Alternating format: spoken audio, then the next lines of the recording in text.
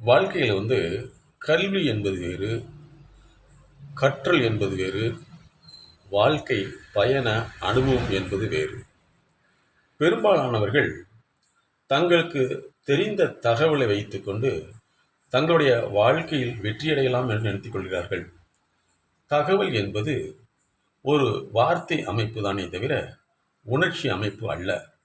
பலருடைய வாழ்க்கையில் தாங்கள் அதிகமாக படித்துள்ளோம் அல்லது அதிகமாக சம்பாதிக்க முடியும் என்ற அதீத ஒரு நிழல் சார்ந்த உண்மை நிலையை நம்பி தங்களுடைய வாழ்க்கையில் தோல்வியடைந்து விடுகிறார்கள். தோல்வியடைந்து பின்னாலும் கூட இதற்கு காரணம் நம்முடைய அறிவு என்பது தகவல் தான், ஆனால் தகவல் என்பது அறிவல்ல என்பதை புரிந்து கொள்வதில்லை.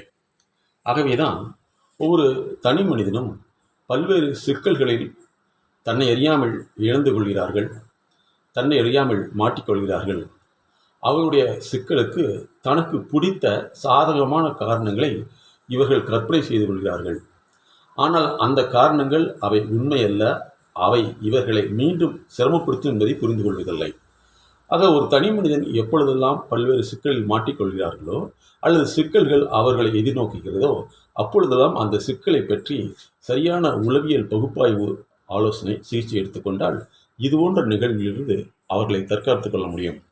இன்று ஐடி இண்டஸ்ட்ரி என்று சொல்லக்கூடிய தகவல் தொழில்நுட்பத் துறையில் அவர்கள் அதிகமாக சம்பாதித்து கொண்டிருக்கிறார்கள். ஆனால் மனித தொடர்பு விஷயத்தில் அவர்களால் சமாளிக்க முடிவதில்லை.